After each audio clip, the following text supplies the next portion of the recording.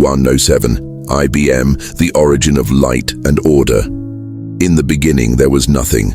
No form, no color, no sound. Emptiness covered everything, and darkness ruled over the surface of the deep. But the Spirit of God was hovering over the waters. Then God spoke with authority, "Let there be light." And there was light. The darkness, once absolute, was pierced by a vivid and intense light. God saw that the light was good and separated the light from the darkness. He called the light day, and the darkness he called night. And so passed the first day, the beginning of everything. On the second day, God looked upon the waters covering all things and said, "Let there be a firmament in the midst of the waters." And the firmament appeared, separating the waters above from the waters below. God called the firmament sky. The space that had been formless now had structure. Order was beginning to take shape. And there was evening and morning, the second day. On the third day, God gathered the waters under the sky into one place, and dry land appeared, the dry land. He called earth, and the gathered waters he called seas. And God saw that it was good. But he did not stop there.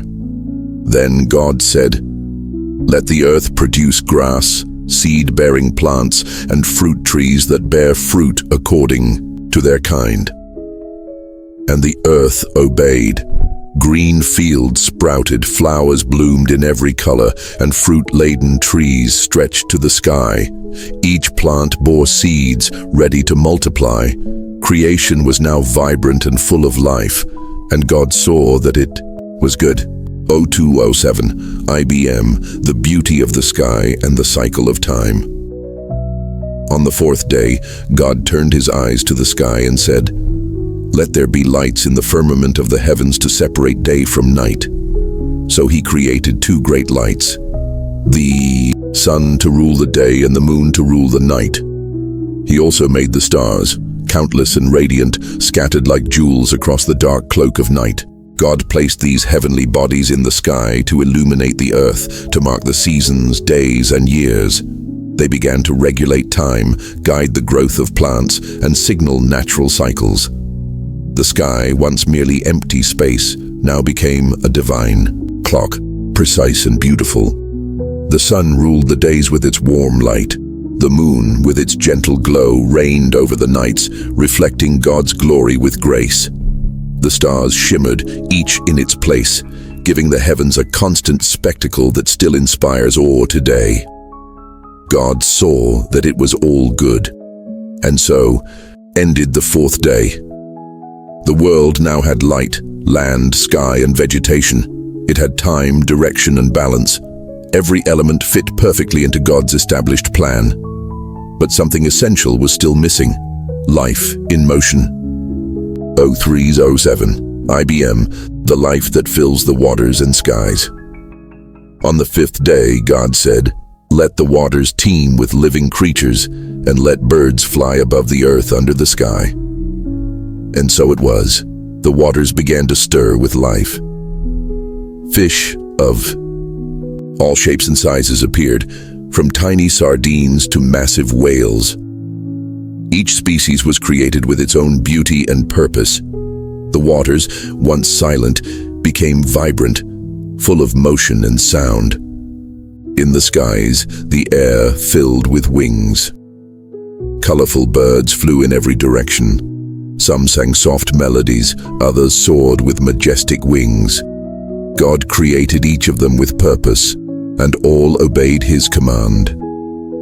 He blessed the sea creatures and the birds, saying, "Be fruitful and multiply, and fill the waters in the seas, and let the birds multiply on the earth." The divine order was not just to exist, but to grow, spread, and thrive. The fifth day ended with abundant life in the waters and skies. The planet was no longer silent. There was singing, movement, color, and beauty. And God saw that it was good, but there was still room in creation. The earth awaited its turn to be inhabited.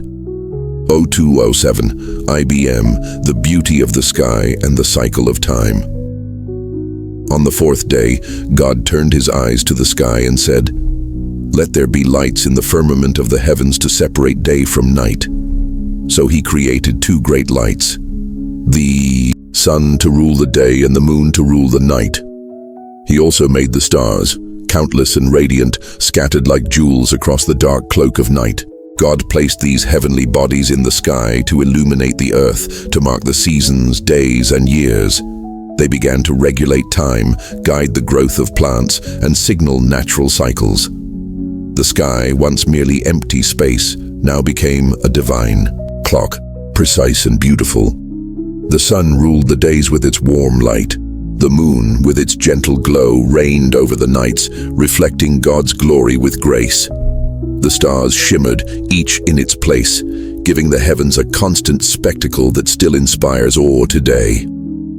God saw that it was all good, and so ended the fourth day. The world now had light, land, sky, and vegetation. It had time, direction, and balance. Every element fit perfectly into God's established plan.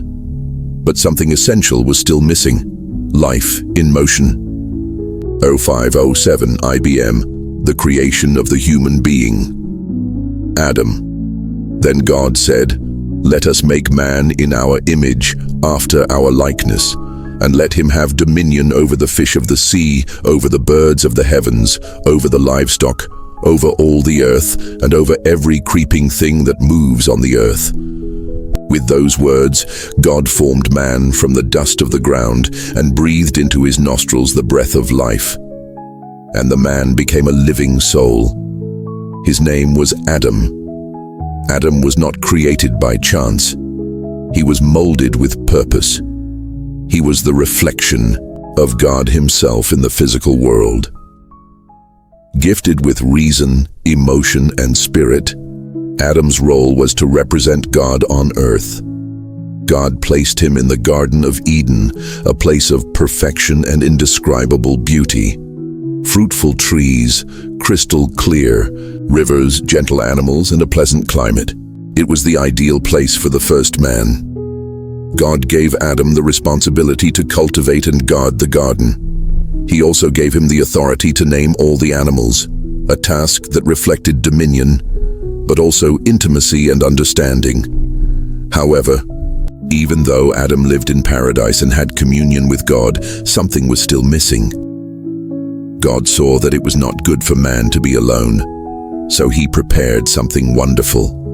0607 IBM, Eve, and the seventh day.